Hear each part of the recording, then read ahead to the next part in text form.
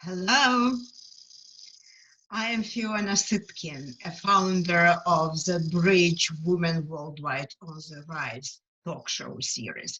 A professional educator and diversiculturalist, I am hosting this talk show series, which goal is to bridge professional women worldwide in exciting and relevant to their lives conversations in front of a gender diverse audience. We women want to help each other to survive and thrive, right? A few words about myself. Originally from Ukraine, it makes me personally happy to see that women worldwide on all 5 continents are on the rise, moving up in society and having their voices heard more and more and more. As the ranks of professional women are swelling, so we at the Bridge are proud to be a by women for women talk show. Let me now address the structure and the background of our talk show. We have 2 parts of the talk show. The first part, the women-focused current events for raising awareness. And the second part, the main part, is outstanding multicultural women speaking in the interviews. We are interviewing them, asking to share the stories of success in the US. The Bridge base is enacting interviews from the book by myself, and the book is called How They Made It in America, Success Stories and Strategies of Immigrant Women. It came out in 2019, and it already won a NABE Pinnacle Book Achievement Award. Let me now come directly to our current event. The current event for today is about women in medical professions. I read an article on womeninnews.org written by Dawn Davidson, who, after 35 years of being a professional clinical nurse, became a nurse instructor. And Dawn says that coronavirus pandemic fans the flames of xenophobia against the immigrant women nurses. And this is what Dawn, a professional, is standing up against. And I am totally with her, because women immigrants who are nurses and sometimes doctors are very well prepared to be in the hospitals today, not only professionally, but also because they did develop the resilience required by the fact of being the immigrants. In other words, they are very well prepared, and mostly women, they have their faces scarred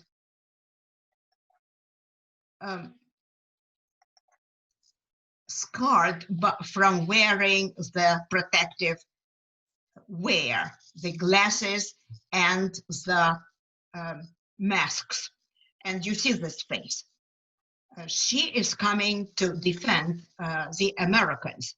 Now, I bring up this topic today because when the US is under stress, it is time to unite, not alienate the immigrants who come to the rescue. And this is why when I hear about the so-called lockdown protesters, especially those who are screaming at the nurses of Asian descent, go back to China or something, it looks ugly to me. It looks really ugly to me, because my point is that if pandemic teaches us anything at all, it should be that our fight for lives is not between the native born and foreign born. It is between humanity versus the virus. That's it. We need to recognize the critical role that the foreign-born play in America. We need to recognize the talents that they're bringing to the all-American table. So we need to welcome talent at this time and at any time. And now let us transition to the main point of our talk show, that is interviewing the immigrant women. And today's guest is Irmgard Lafrentz. Hello and welcome again. We are welcoming Irmgard Lafrentz to the show today. She is a notable entrepreneur, originally from Germany, now living in the Silicon Valley in California. Thank you very much, Fiona, for inviting me. I really enjoyed working with you on your book and also being part of this talk show. You are very welcome. So that you know, my dear listeners, that Irmgard is a 100% self-made person. Born in Hamburg, Germany, she worked for a weekly newspaper, Die Zeit, in Hamburg. She was an au pair in England and then worked in Munich, the largest privately owned optical manufacturer called Rodenstock. And that was a very notable career by German standards, right? My question to you, Irmgard, is why did you move to America in the first place and how did you start here? Well, that's simple. I had fallen in love with an American engineer in Munich. We got married and located to Silicon Valley, where I started very low as a bookstore clerk. Then I realized that my English was not very good, so I went to college and started really hard. And how did it work out since then? Well, while in college, I also joined PRSA, Public Relations Association of America, where I made my first contacts in the PR business. Then I spotted my opportunity to become a PR consultant and then later started my own agency. I see. Well, this sounds great, but you were married to an American engineer. It's understandable. Did you have any difficult time here in the US? Well, the beginning was very difficult because I had to deal with the transition from being somebody in the German optical industry to suddenly being a nobody in Silicon Valley, because I didn't know anyone except my new husband. Right, but why not live off your husband, an engineer, like so many other women do? Why did you have to start your own business? Well, I worked all my life and I could not see myself not working just because I was married now. And so starting to work here was really desperation. I started interviewing with several companies, but nobody hired me because there was no need for an international PR person in the companies. I see. Well, so doing your own business, you kind of reinvented yourself as a successful businesswoman in America. Do you think you could have started your own business in Germany, your native country, though? The short answer is no. I always knew I was not made for the corporate world and already dreamt in 1980 of having my own business. I even bought an apartment to accommodate a home office. I went to the bank and the first thing the banker said to me to bring a signature from my husband. Of course, I didn't have a husband at the time. So how the situation is now for women-owned business funding, I don't know. Well, looking back at your American entrepreneurial career today, could you tell us this? When you were on the rise of your own business, did you exactly bring something special to the American table? And what exactly did you bring to the table as a woman immigrant in America? What I brought to the table was something that didn't exist at the time, a communication channel between American technology companies and the European media. Uh-huh. Please remind me when you immigrated into the United States. I immigrated in 1984. Yeah. And at the time, my employer in Munich, a big optical manufacturer, just had begun to computerize. So when I came to Silicon Valley, I spotted the opportunity to use my PR expertise and start as a consultant, and later found my own agency. Uh-huh. So in other words, you had the vision to promote your clients through a press coverage. So you were creative enough to find your own niche in America, right? Correct. Yes. The niche is exactly the right word. At the time, press coverage was a key sales tool for companies to promote themselves. Let me ask you this. When you become a recognized matchmaker connecting the Silicon Valley high-tech companies on the one hand with the European media and businesses on the other, could you summarize your contributions as 1, 2, 3, please? Yes, I can. One, I brought jobs. Over the years, I hired many managers, consultants, associates. Most of them were immigrants like myself from Germany, France, Chile, Brazil, India, Iran, and even from Ireland. So mostly immigrant women. Mm-hmm. The number 2, connections. My concept of connecting American companies with the media and industry analysts in Europe was clearly a business model that I thought would be really successful. And 3, perseverance. My perseverance strengthened dramatically in the US. And I realized, and I know many immigrant women, everybody has to overcome challenges in terms of financial and personal hurdles. Right, right. Thank you so much. I agree with everything that you say. It's an excellent, excellent summary.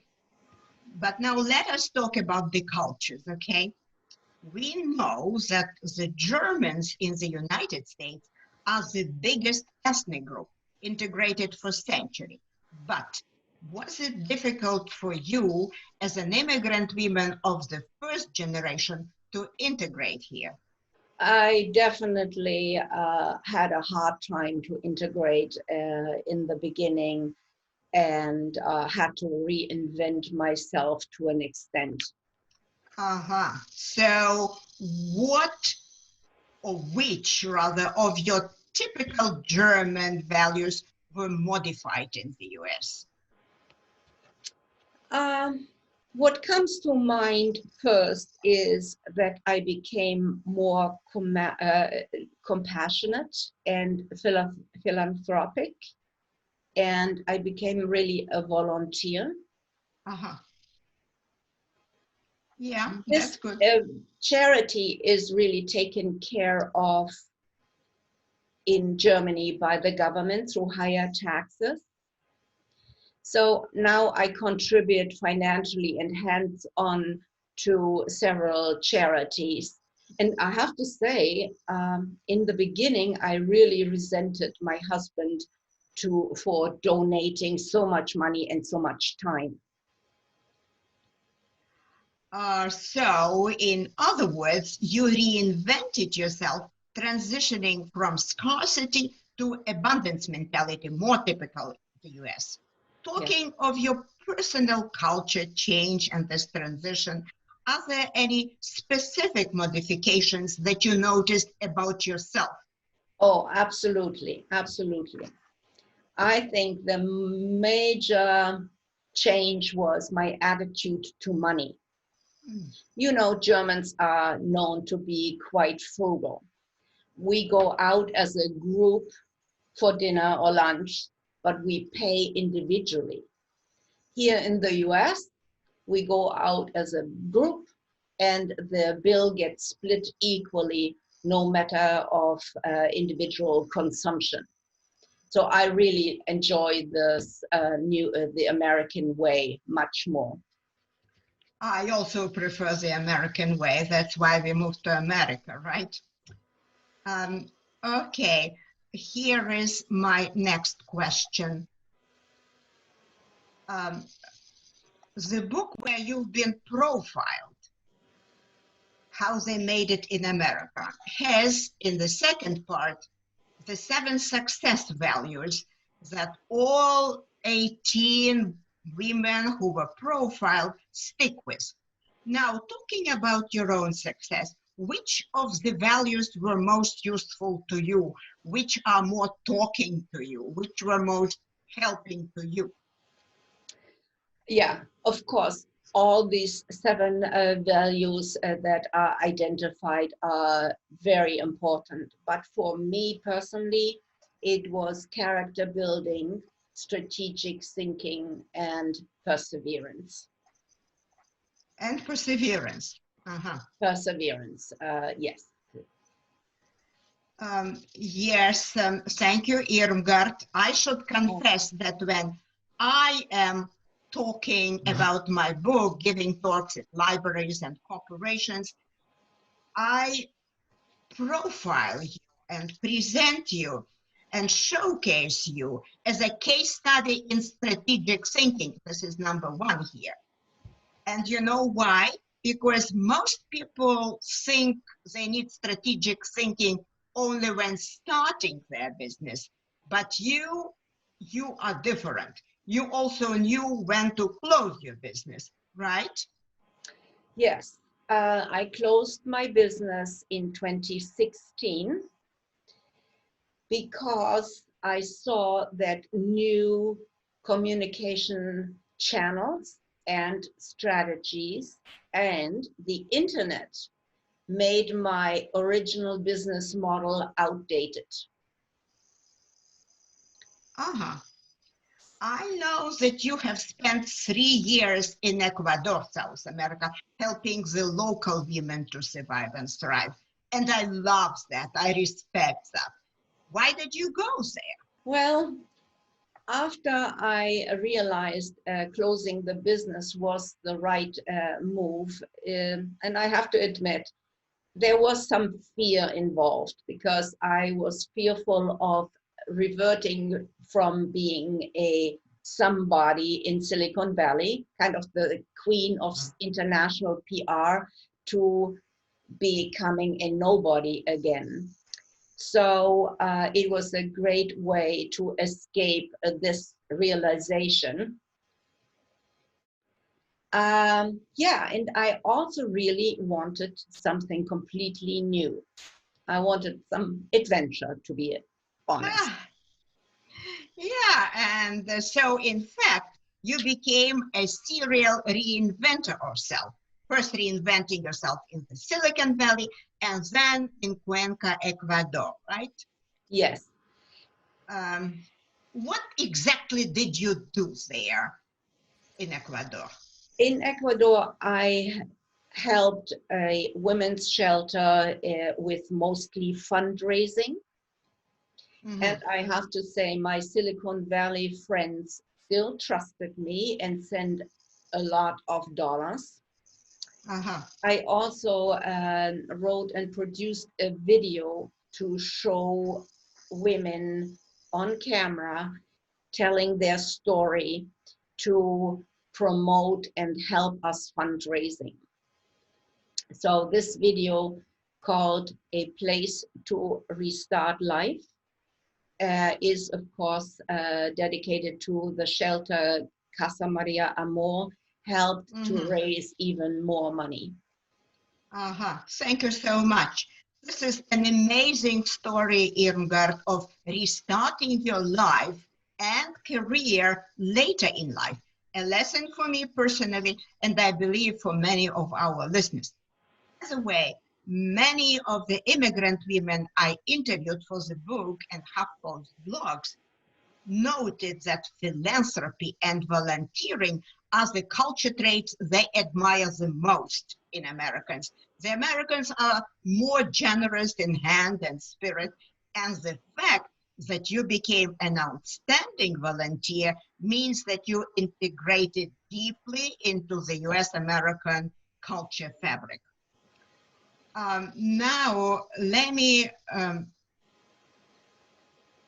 show you something that would illustrate Irmgard's life and career.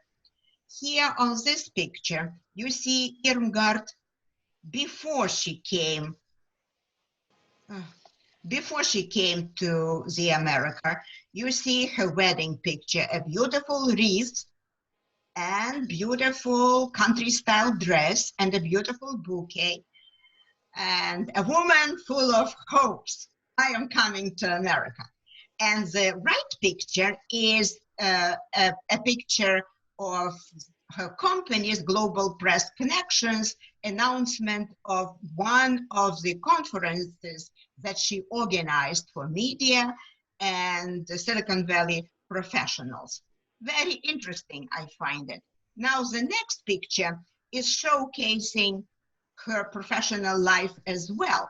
On the left, you see 21 editors that Irmgard brought together for one of her company's meetings, bringing together media, European companies, and Silicon Valley companies. In the middle, you see a glamorous picture of Irmgard in August 2019 at the wedding of her own son, Daniel Lafrentz, a big event. By the way, Daniel Lafrentz is a filmmaker of record, and of course, his mother's pride. Bravo, Irmgard, good job. And the picture on the right is Irmgard with some of the kids in Cuenca, Ecuador. These are some of the shelter kids. I am very grateful to you, Irmgard, for sharing these pictures and for being here on the show today. The pictures, of course, help to visualize your way in life, and you had it your way. You have developed yourself as a role model for success in the US. This is my thinking. And we do hope to see you again here on one of the Bridge talk shows. A round of applause for Irmgard. She richly deserves it. Thank you very much, Fiona. It was really enjoyable to be with you. Thank you. And let us summarize now. Women worldwide are on the rise, and they do bring a lot to their home country. They bring a lot to the US-American table. What they bring is the jobs from their entrepreneurship. They also bring global connections from being bicultural and bilingual. They also bring their personal perseverance from overcoming the hurdles that all immigrants have aplenty. And I hope you agree with me that our today's guest, Irmgard Lafrentz, is a beautiful illustration of all this three. We are very grateful to our audience. Please continue following us on the YouTube channel called The Bridge, Women Worldwide. And I would like to show the information where you can reach us. Here's the channel that you can go and share your thinking under the discussion. And here is the other information, my personal email, my book website, things of that nature. You are very welcome to ask the questions, and I guarantee I will answer it. And here is the next talk show announcement. It's called Women Worldwide on the Rise. Aspects of English with an accent. You are very welcome. Well, for now, we salute you. Thank you for attending, and bye-bye. Great, thank you.